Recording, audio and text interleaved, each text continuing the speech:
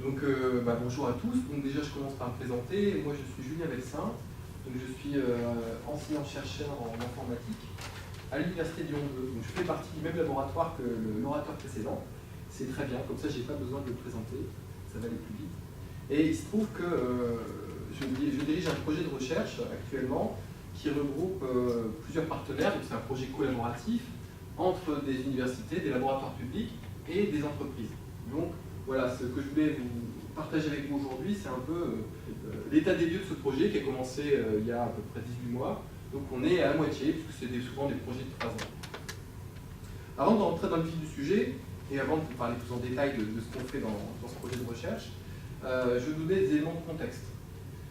Donc, comme l'a dit André tout à l'heure, on est un laboratoire spécialisé dans la fouille de données, le data mining, ce qui veut dire qu'on est très intéressé par essayer de chercher des pépites, de l'information intéressante, utile, dans des grandes bases de données, dans Internet, etc. Et en particulier, depuis une dizaine d'années, je dirais, ou à peu près, il y a des chercheurs qui sont intéressés à la question d'extraire des sentiments, des opinions à partir des textes, écrits en langage naturel. Si possible, automatiquement.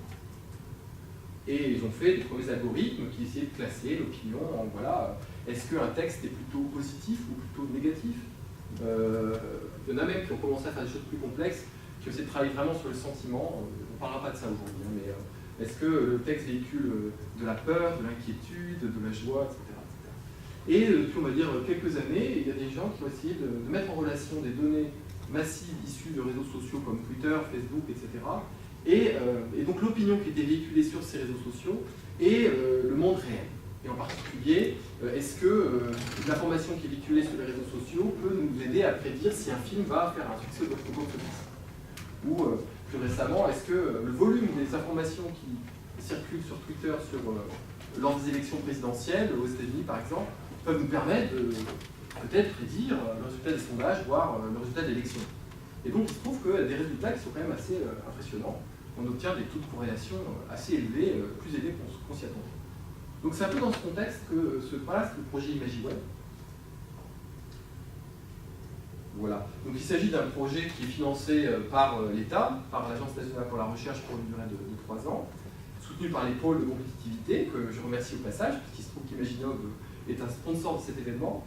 Et l'objectif, c'est d'analyser la dynamique de l'image d'une entité sur Internet. Alors l'image, il faut voir ça non pas au sens de la photographie, quoique, mais plus au sens de la représentation, la manière dont on perçoit quelque chose ou quelqu'un. D'accord ? Et on s'est intéressé à 2 cas d'études en particulier dans ce projet. C'est celui des hommes politiques, quelle est l'image des hommes politiques véhiculés sur Internet, mais également aussi, on a travaillé sur une entreprise plutôt, qui est EDF. Parce que l'entreprise EDF est très soucieuse de son image.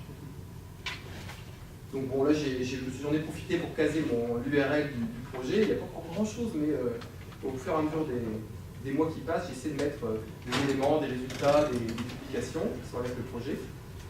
Ce qu'il faut que je dise là, vraiment, je pense que c'est important, c'est qu'il y a 2 points forts dans ce projet. Le premier, c'est tout d'abord de joindre une analyse à la fois des opinions qui sont véhiculées dans certains médias sociaux, sur Internet, mais surtout d'essayer d'aller voir qui produit ces opinions. Et ça, c'est, à mon sens, en tout cas dans le domaine de la recherche, encore assez peu étudié.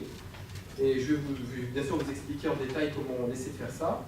Et deuxièmement, l'un des points forts, je pense, c'est l'implication de chercheurs en SHS, en sciences humaines et sociales. Donc évidemment, ça reste un projet informatique, donc il y a beaucoup d'informaticiens, mais on a la chance d'avoir des sémiologues, on a la chance d'avoir des sociologues, spécialistes en sciences politiques qui participent réellement au projet. Donc, simplement, brièvement, je vous présente donc, les acteurs de ce projet. Donc, nous, on est porteurs, hein, c'est moi qui suis responsable de ce projet. Donc, le laboratoire ERIC, qui se positionne comme des spécialistes de la fouille de données, de l'apprentissage automatique. Les 2 autres laboratoires sont le LIA, qui est un laboratoire qui est à Avignon, qui est spécialiste de la fouille d'opinion, qui sont assez investis sur toutes les compétitions nationales et internationales pour essayer de déterminer dans un texte si une opinion est plutôt positive ou négative, par exemple. Ils ont fait pas mal aussi de traitement automatique de langage naturel. Et donc les sociologues qui sont issus du laboratoire CPL, qui est à Montpellier, un laboratoire donc, spécialisé en sciences politiques. Et 3 entreprises. Donc on a un éditeur de logiciels, Camille Software, donc c'est très pratique parce que c'est un éditeur qui fournit un logiciel de veille et ils sont positionnés parmi les 2-3 peut-être logiciels, entreprises en France et ils commencent même un peu à s'exporter, avoir des contrats importants avec l'étranger. Et donc ça nous permet en gros d'avoir assez facilement des données et également d'intégrer les différentes choses qu'on développe pour faire un prototype qui sera visible, malheureusement pas aujourd'hui, mais j'espère bientôt. Et les 2 autres partenaires, c'est donc j'ai parlé d'EDF, qui sont plutôt des utilisateurs de notre système, sur la partie image de l'entreprise EDF, sur le thème d'ailleurs du nucléaire. Et enfin, Xerox, qui a un centre de recherche à Grenoble et qui possède notamment un excellent parseur syntaxique qui s'appelle Zip, voilà, qui permet d'analyser automatiquement les textes. Donc, voilà, on peut profiter de cette manne. Donc voilà les 6 acteurs de ce projet. Alors le projet, donc j'ai dit, on essaie d'extraire les images d'une entité sur Internet, d'un homme politique par exemple. Donc, brièvement, ce projet, ce schéma, pardon, nous montre quoi? Nous montre que l'entité, admettons l'homme politique, souhaite émettre une image. Donc il a bien sûr une politique de communication. Quand François Hollande ou Nicolas Sarkozy, par exemple, s'affrontaient au moment des élections, ils ont fait des débats, ils sont intervenus à différents moments, ils ont fait des conférences de presse, etc., etc.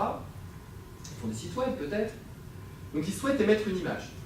Mais, évidemment, cette image n'est pas forcément l'image qui est perçue par les internautes, mettons, par la population, en tout cas celle qui utilise Internet et les médias sociaux, les réseaux sociaux.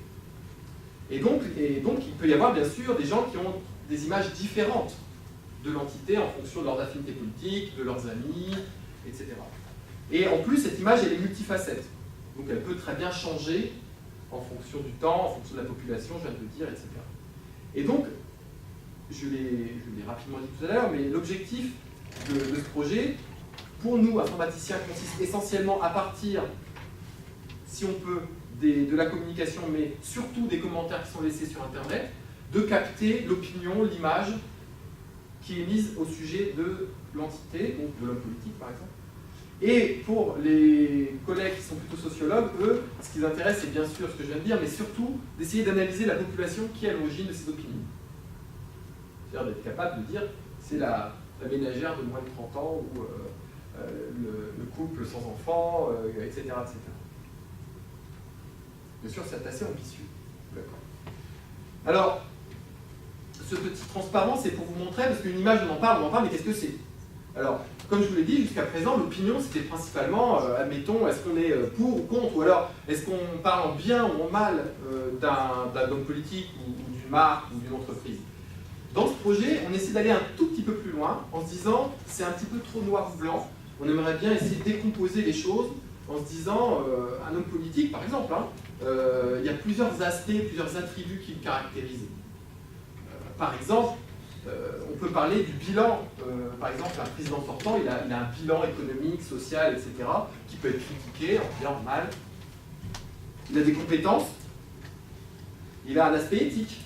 Alors, est-ce que c'est quelqu'un de droit, d'honnête, quelqu'un qui, au contraire, est impliqué dans des affaires louches, etc. Des performances, ça c'est plutôt la communication. Est-ce que c'est quelqu'un qui est un bon communicant, qui est capable de clouer le bec de son adversaire, par exemple, en débat? Est-ce que, alors personne, c'est plus sur les attributs physiques, sur ce qui le caractérise en propre, sur son positionnement en général, sur l'économie, sur le social, ou sur le projet, c'est-à-dire qu'est-ce qu'il envisage dans l'avenir.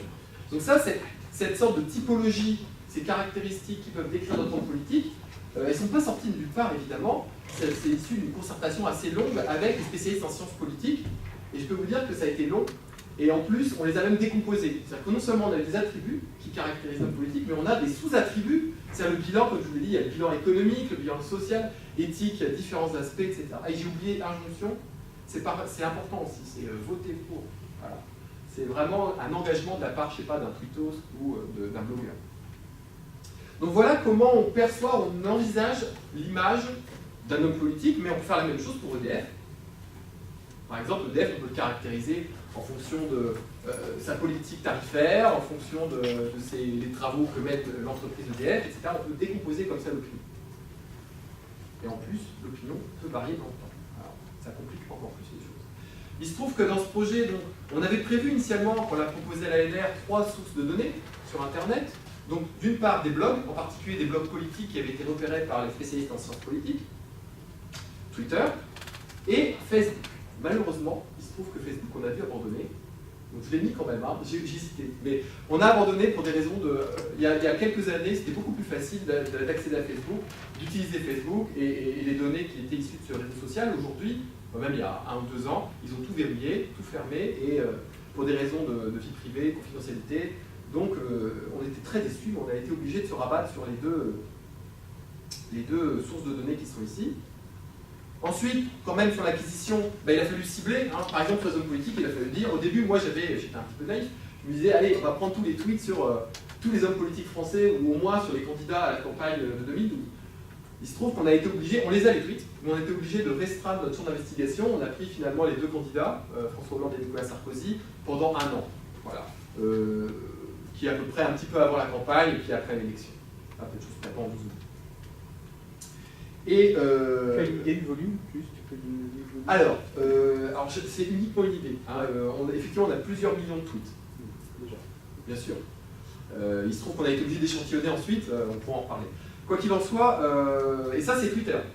Parce que là, vous avez vu 1500 sites de blogs politiques.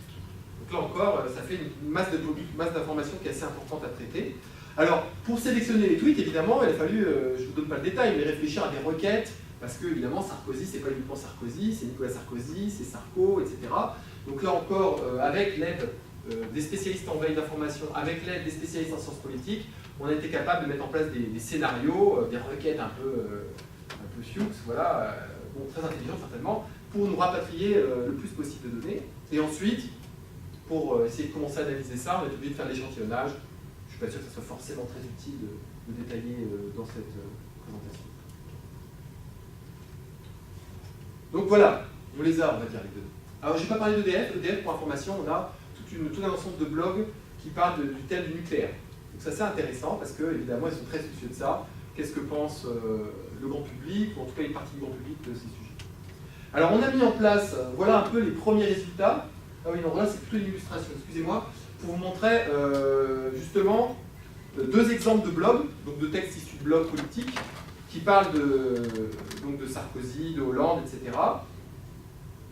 Et donc on a mis en place une application web pour annoter manuellement ces textes.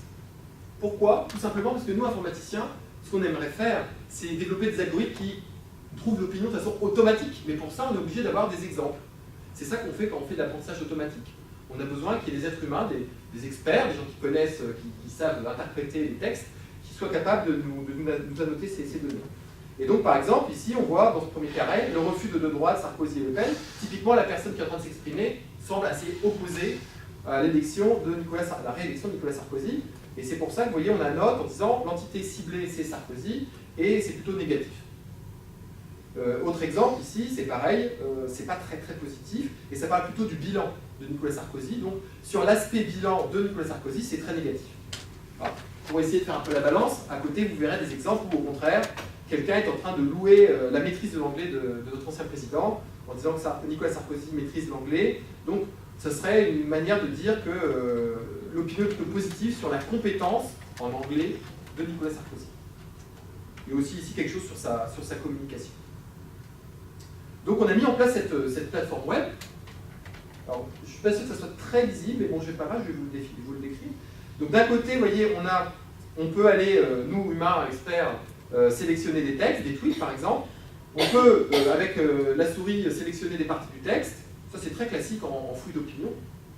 On peut dire si c'est plutôt positif, négatif, ambigu, ou alors neutre, etc.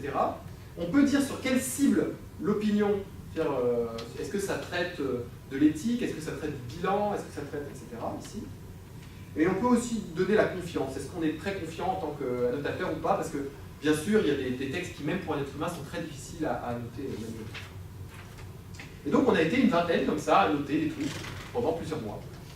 Voilà. En se disant, en espérant que cette annotation permettrait d'élaborer des algorithmes automatiques qui soient capables, cette fois-ci, quand on donne non pas 1000 tweets, mais on donne 1 million, ou 2 millions, ou 3 millions de tweets, on soit capable de dire pour chaque tweet quelle est son orientation. Et donc de tirer des conclusions un peu générales, des tendances, à partir de données du web. Donc déjà, ça, c'était un premier travail qui a été livré et qui est assez intéressant. Alors quelques statistiques pour vous donner une idée de ce qu'on a fait. Donc comme je vous dis, c'est un échantillon évidemment. On a traité, l'objectif premier était de traiter 10 000 tweets, on a traité 7273, ce qui est pas mal. On a voulu faire de la notation multiple, c'est-à-dire mettre plusieurs personnes pour annoter parce que certaines opinions sont assez ambiguës et donc on avait envie d'obtenir des résultats un peu robustes. Donc c'est à peu près équilibré entre les deux candidats, on a fait exprès, évidemment. On se rend compte de quelque chose qui est quand même déjà un résultat intéressant, c'est que sur l'opinion, est-ce que c'est positif, est-ce que c'est négatif, ben les êtres humains sont assez d'accord. Hein, parce qu'on pourrait dire qu'il y a une variabilité, il y a de l'ironie, il y a des choses difficiles à traiter en langage naturel, et ben 17 à 19% de désaccords seulement sur l'opinion, sur cet échantillon. Et sur la cible, c'est-à-dire ce sur quoi porte l'opinion, là aussi c'est très difficile. Parce que parfois on pourrait très bien dire ça porte sur l'éthique, mais ça porte aussi sur son bilan. On peut très bien imaginer des choses un peu ambiguës ou qui ne rentrent pas bien dans les cases. Et donc là on voit que c'est plus difficile, mais on n'a que 32% de désaccords, ce qui n'est pas si mal. On se rend compte que, mais ça a été dit dans pas mal d'articles scientifiques, qu'il y a un biais négatif dans Twitter. C'est-à-dire que souvent les opinions dans Twitter sont négatives, par défaut. Hein, on le voit bien ici. Et enfin, on se rend compte que ce qui est le plus visé par l'opinion, c'est l'entité générale, voter pour Sarkozy ou François Hollande est très bien, ou je ne sais pas, des choses très très génériques. 23% sur le positionnement, comment je me positionne de façon générale dans ma politique, et 11% sur les 13%, pardon, je me suis trompé, et 11% sur les questions d'éthique. J'ai absolument pas l'heure, je ne sais pas du tout où j'en suis, au bout du temps. 15h. Oui, d'accord, j'ai 5 minutes. Donc voilà, donc on a mis en place cette annotation automatique, et ensuite on peut commencer à faire des choses comme ça. Ça, c'est un extrait de l'intégration de ce qu'on a fait dans la plateforme d'Ami Software. C'est-à-dire que tout ce qu'on fait, bien sûr, comme je vous l'ai dit, à l'issue du projet, ça sera pour faire un prototype de démonstration. Hein. Et donc là, déjà, on peut voir les tweets, ou les passages de blog, hein, quand ce sera le cas, en précisant, voilà, là, ça parle de Sarkozy, de façon générale, et c'est plutôt neutre. Là, c'est plutôt négatif. Là, c'est plutôt positif. Bien sûr, on garde le temps, on garde l'auteur du tweet, etc., etc. Ça, c'est très bien, c'est descriptif, hein, c'est intéressant. On peut faire des requêtes, on peut filtrer, quoi. C'est-à-dire qu'on peut très bien dire, je veux que ce qui traite de Sarkozy entre telle et telle date, ou que ce qui traite de la dimension éthique. C'est déjà une première manière d'accéder, d'analyser nos données. On peut commencer à faire des graphiques aussi. Par exemple, ici, alors il n'y a pas l'animation, je suis désolé, donc c'est un peu caché, mais ici on peut très bien tracer dans le temps comment l'opinion, déjà quel est le volume de tweets ou de blogs sur chacun des candidats. Ça, c'est assez facile. On peut regarder aussi s'ils sont plutôt positifs, plutôt négatifs. On peut bien sûr filtrer en fonction de la cible, donc l'aspect précis qui nous intéresse. On peut faire des choses comme ça aussi, vous voyez, il y a chaque coin de ma figure et l'une des cibles aussi, pour avoir en un coup d'œil quelle est l'opinion à un moment donné ou dans une période donnée. Donc pour moi, c'est un peu le niveau zéro de ce qu'on peut obtenir avec nos outils. Voilà. Parce qu'on a enfin réussi à noter. Cependant, ce qui est plus intéressant, je pense, c'est que, comme je vous l'ai dit, on va essayer d'avoir des algorithmes automatiques pour prédire automatiquement les opinions et les cibles. Donc faire de l'apprentissage automatique inductif. Donc ça, il y a des choses qui fonctionnent. Et on a des premiers résultats que je n'ai pas eu le temps, parce que je les ai eus il y a 2 jours, hein, c'est un petit peu tôt pour intégrer, mais des premiers résultats qui nous montrent qu'on arrive à prédire les opinions avec des taux d'erreur de l'ordre de 20% d'erreur. C'est-à-dire que 4 fois sur 5, on sait si un tweet, par exemple, a été positif ou négatif, et c'est bon, ça marche. C'est vrai, un être humain sera d'accord avec ce qu'a dit la machine. Donc ça marche plutôt bien. Les cibles, c'est un petit peu moins bon, les premiers résultats sont plutôt de l'ordre de 30 à 35% d'erreur. Sachant qu'on a 7 cibles hein, principales. Peut-être un peu plus. C'est d'autant plus intéressant comme résultat que tu m'as dit tout à l'heure qu'à 17% ils n'étaient pas d'accord, les humains. Donc de toute façon, même en automatisant, tu n'arriveras pas au-dessus de cette borne. C'est bien possible. Alors ça se discute. Parce que nous, on avait fait d'autres travaux où on se rendait compte que parfois l'être humain se trompait. Et la machine, justement, était capable de corriger. Mais ça, c'est pas tout le temps. Ici, je ne sais pas. Ici, on n'a pas encore été assez dans le détail pour vérifier. Mais bien sûr que je suis sûr qu'il y a une borne qui est infranchissable. Il y a certains tweets, il y a des articles qui disent, voilà, des tweets qui parlent qui utilisent l'ironie, souvent vont être mal classifiés. Ça, c'est typique. Et bien sûr que je pense que la machine n'arrivera pas à faire beaucoup mieux que l'être humain à ce niveau-là. Mais c'est déjà pas mal. Ça nous donne déjà une idée intéressante de ce qui se passe. On ne peut pas dire mieux ou mal, on pourrait dire pas classifié comme les humains. Bien sûr. Certes. Parce que du coup, oui. c'est... Tout ce qu'on fait, c'est on essaie d'imiter les humains. Ouais, ouais. Je ne dis pas si c'est bien ou si c'est pas bien, c'est autre chose. Bien sûr, parce qu'il y a une variabilité entre un notateur, c'est ça qui est très intéressant. D'ailleurs, oui. Est-ce que tu arriverais à détecter que tel annotateur est titré comme ça? Alors on peut, nous on ne le fait pas, mais il y a des travaux qui essaient de travailler sur les accords inter-annotateurs et se rendre compte qu'il y a des clusters d'annotateurs et d'essayer de... Bien sûr, ça c'est des gens, mais il y a même des gens du LIA, d'Avignon, qui travaillent là-dessus. Donc même s'il n'y a pas des papiers qui En sont... domaine médical, il y a beaucoup de travail. Ouais, ça ne m'étonne pas du tout. En tout cas, voilà. Je vais juste terminer, j'en ai plus pour très longtemps. Mais maintenant, qu'est-ce qu'on fait quand on veut se projeter un peu? Parce que tout ce que je vous ai dit, c'est assez basique finalement. Bon, on annote, c'est déjà bien, hein. On prédit, c'est déjà très bien.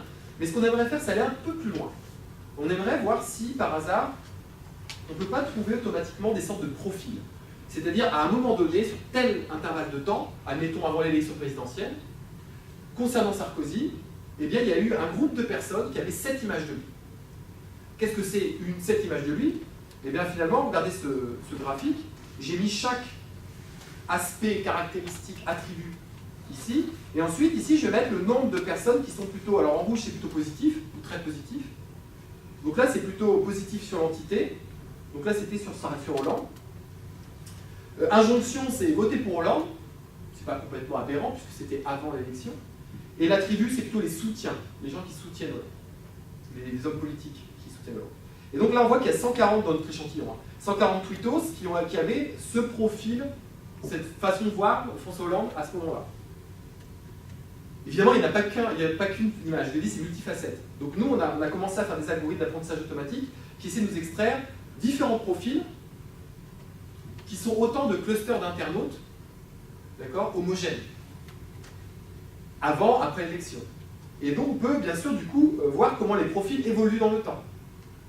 Voir que sur cet aspect-là, c'est devenu, il y a un volume plus important. Par contre, sur l'aspect peut-être éthique, ça a baissé parce qu'il y a eu une affaire, il y a eu une affaire Trier-Valeur par exemple, mais, qui a monté, etc., etc.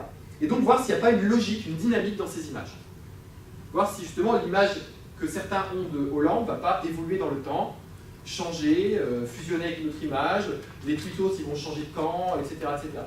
Donc essayer de capter la dynamique de ces images. Donc ça c'est un peu l'horizon, hein, on n'y est pas encore tout à fait, mais on commence à avoir des premiers résultats qui sont assez intéressants à ce niveau-là.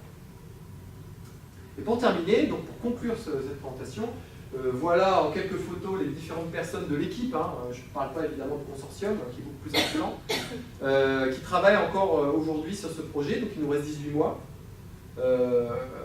Donc on a des personnes qui vont travailler sur ce que je viens de dire à l'instant, sur les images des entités dans le temps, comment elles évoluent, comment elles changent dans le temps, etc. Donc notamment on a Young-Min Kim, postdoc, qui travaille dessus. On a quelqu'un que vous venez de voir juste avant, Marine Andry, qui travaille lui sur une problématique qui est très intéressante parce que les cibles des opinions, par exemple pour les hommes politiques, éthiques, injonctions, elles ont été définies une fois pour toutes par des experts, d'accord? Mais on se rend compte que ça ne marche pas tout à fait bien.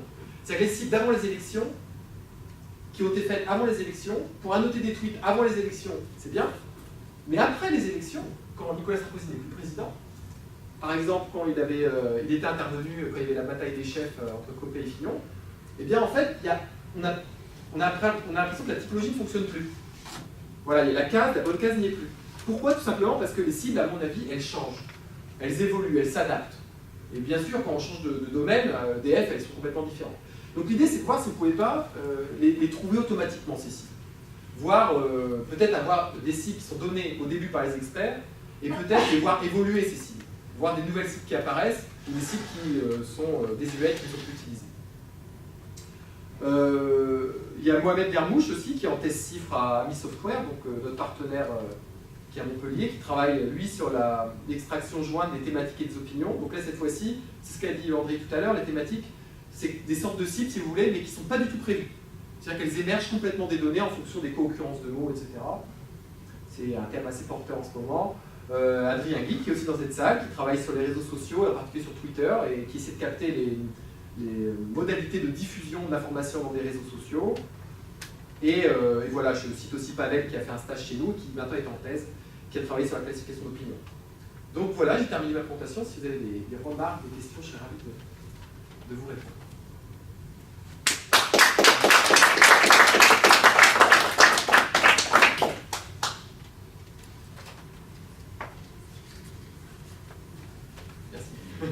Non, mais déjà, de toute façon, Imagiweb, je pense que c'est l'un des plus beaux projets qu'on a fait à l'ANR. Personnellement, sur mon avis, je trouve que vous avez un très beau sujet. Un point que tu n'as pas touché et que j'aimerais savoir, est-ce que tu envisages le couplage avec des méthodes de NLP très disons, simples, comme tu connais SentiWordNet, qui permet de faire du mining, c'est essentiellement en anglais à l'origine SentiWordNet. Est-ce que couplé avec une extraction de SentiWordNet en français pour faire une pré-extraction des entités nommées dans tes tweets et après travailler sur ce que tu as extrait, ça améliorerait? Ou est-ce que vous le faites déjà et j'ai loupé la ligne? C'est une excellente remarque. Je n'en ai pas parlé, donc tu n'as rien loupé. C'est une excellente remarque. C'est, par exemple, je sais qu'avec Mohamed Ami, on a publié un truc sur un article où on fait un classifieur automatique bayésien naïf, dans lequel on rajoute des lexiques. Donc, qui sont par exemple issus de SentiWordNet, typiquement. Donc on adapte la probabilité pour prendre en compte, pour faire quelque chose qui à la fois prend en compte les annotations manuelles, mais aussi des connaissances a priori qui sont, finalement, il y a des lexiques plutôt de mots positifs, bien, super, magique, et des mots plutôt négatifs. Donc en fait, on adapte nos algorithmes pour prendre en compte cette connaissance. Donc on le fait déjà un petit peu, je pense qu'ils le font aussi avec Xerox, dans leur classification d'opinion. Et c'est ce qu'on appelle des méthodes hybrides, finalement. Et est-ce que ça améliore ou pas? Parce qu'on a fait des tests, dans certains cas, le bruit généré par cette première partie détériore les résultats derrière. Alors est-ce que vous, ça améliore ou pas? Alors ça, c'est une excellente question. En tout cas, nous, on a participé à une compétition qui s'appelait... une compétition Ceneval, je crois. C'est la conférence américaine là, sur le NLP. Et donc il y avait un workshop sur Ceneval, et on a participé à ça avec l'algorithme qu'avait développé Mohamed. On est arrivé 6e sur 35 sur les tweets, donc c'était plutôt honorable, et avec ce modèle qui utilise. Donc on avait comparé avec Naive Bayes classique, et par rapport à Naive Bayes classique, on améliore, certes. Dans ce qu'il fait actuellement, donc l'analyse jointe des thématiques, donc de quoi on parle, et les opinions, comment on en parle. L'idée c'est, on part sur des modèles graphiques un peu compliqués, d'accord, dans le temps, mais on cherche à ce que les thématiques émergent, et en même temps, on injecte de la connaissance issue de lexique pour essayer de faire des priors, en fait, de modifier un petit peu les probabilités. Donc voilà, on essaie de faire des méthodes hybrides finalement. Et les premiers résultats que je ne vais pas présenter sont assez bons. C'est intéressant. On voit vraiment des choses qui émergent sur telle thématique. Voilà quels sont les mots positifs, plutôt petits, quels sont plutôt les mots négatifs. J'espère que j'ai répondu. Il y a beaucoup parlé d'ironie. Vous arrivez à détecter genre Pas du tout. En fait, on s'y attaque pas. Il y a des gens qui le font. J'ai lu un papier encore très récemment qui travaillent là-dessus, qui utilisent souvent des choses assez ad hoc, pas mal de NLP justement pour essayer de détecter les négations, c'est autre chose encore, mais même. Parce que je me dis. Est-ce que ça vaut le coup sur des volumes comme ça? Non, ce que je me dis, c'est que peut-être c'est lié à ce qui s'est dit avant, parce que souvent l'ironie c'est un peu en réaction, non? Certes. Alors, tu as raison. Et dans ce cas-là, ce qu'on peut faire, c'est essayer de prendre en compte le contexte. Par exemple, là j'étais à un atelier EGC, enfin contextualisation des messages courts, je crois, et on essaye, par exemple dans Twitter, de prendre en compte non seulement le tweet, mais aussi, par exemple, là, je ne l'ai pas dit, j'aurais dû le préciser, mais pour Twitter, pour faire des concurrences, pour faire des posts, on a été obligé de le regrouper par tweetos. Déjà, c'est le contexte. Évidemment, on assume que pour une période donnée, un tweetos, c'est à peu près la même vision. Et donc, on pourrait très bien imaginer de prendre en compte, bien sûr, les retweets, le contexte à qui tu as répondu, pour essayer de désambiguiser, par exemple, pour l'ironie. On l'a pas fait, mais c'est pas, le projet n'est pas fini. Oui, c'est la même idée. Hein, le problème de la découverte de connaissances, c'est que ça demande des arbitrages ensuite pour savoir si ça a un sens. Et on met donc des connaissances dedans avant pour orienter. Là, tu prends des connaissances injectes dans le système de découverte pour pouvoir orienter ton système de découverte. Il y a donc une grande sensibilité à la qualité des connaissances que l'on injecte. Normalement. Oui. Vous êtes d'accord. Oui. Et c'est souvent un truc qu'on occulte un peu dans les cours de connaissances, c'est tout automatique, mais pas vraiment, quoi. Je sais qu'il y a des choses qu'on sait, qu'on met dedans. Par contre, on a étudié dans un certain nombre d'algorithmes de fouilles, on s'est aperçu que dans les structures internes des algorithmes, il y a des éléments de choix qui vont construire des sous-structures qui vont aboutir à la fin à une synthèse de quelque chose qui est découvert. Et ces sous-structures ont souvent une sémantique beaucoup plus proche de ce qu'un utilisateur peut comprendre. Par exemple, du genre, il y a telle propriété qui commence à sortir, quoi. Et c'est là-dessus que parfois on peut demander à l'utilisateur un avis très tôt. C'est ça que tout à l'heure, je demandais est-ce que l'algorithme il y a anytime, parce que si tu peux à un moment donné avoir une information dans le registre de l'utilisateur, pas d'un expert, un utilisateur, lui renvoyant des trucs en disant bah voilà, mon algorithme est en train de machin, ça va commencer à pousser ici avec des choses qui dit ah non, mais là, c'est sûr que tout le monde a quoi. Là, tu peux du coup faire une espèce de découverte interactive de connaissances qui va être efficace quand il sera ad hoc, mais qui sera ad hoc certainement, mais qui est piloté par un contexte de quelqu'un qu'on a besoin. Alors évidemment, tu ne pourras plus gagner les concours. Parce que tu pourras, voilà, hein. Mais à mon avis, ça risque de marcher bien mieux avec des contextes réels. Ouais, j'ai envie de répondre deux choses. La première chose, évidemment, la connaissance qu'on injecte va être importante. Les cibles sont un excellent exemple. Il se trouve que, par exemple, pour EDF, j'en ai pas parlé, mais il y a une étude sémiologique qui a été faite sur l'image que EDF souhaite donner et ce qui est pertinent, d'accord? Et donc, et on se rend compte que les cibles, même si elles ont été pensées par plein de cerveaux, et notamment par des spécialistes, et ben en fait, elles ne marchent pas toujours très bien. Et donc, c'est pour cette raison qu'on essaie de partir vers des choses plutôt non supervisées qui émergent. Ça, c'est la première réponse que je vais te donner. Et deuxièmement, la deuxième réponse sur l'interactivité. On a, nous, des idées de justement remettre l'utilisateur dans la boucle, dans le sens où notre algorithme peut se tromper. Évidemment, il va se tromper. Et donc, si on peut, dans notre prototype, donner des résultats et donner l'opportunité à l'utilisateur de dire bah là, tu as prédit que c'était positif, mais au coco, c'est pas du tout vrai, c'est l'ironie, ça va pas, je mets négatif. Et ça, on peut donc bien sûr réannoter, hein, et puis réinjecter dans les algorithmes, mais on peut aussi adapter nos algorithmes pour faire des choses qui s'appellent du semi-supervisé, faire utiliser des contraintes, voilà, c'est plutôt ça. Rajouter des contraintes telles que on veut que ça se conforme plus à ce que l'utilisateur final a envie. Et donc ça, c'est, alors c'est pas du anytime comme tu le dis, mais au moins on commence déjà à faire de l'interactif.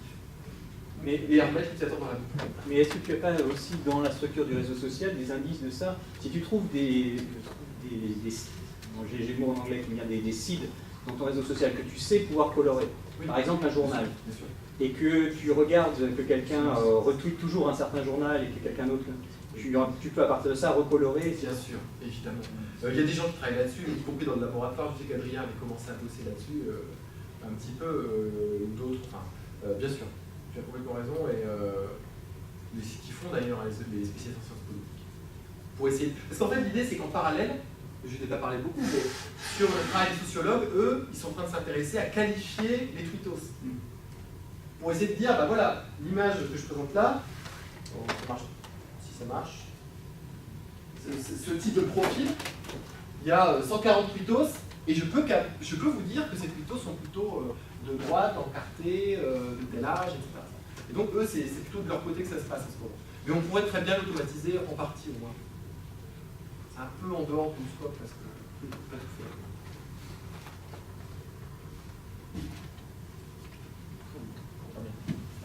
Merci encore.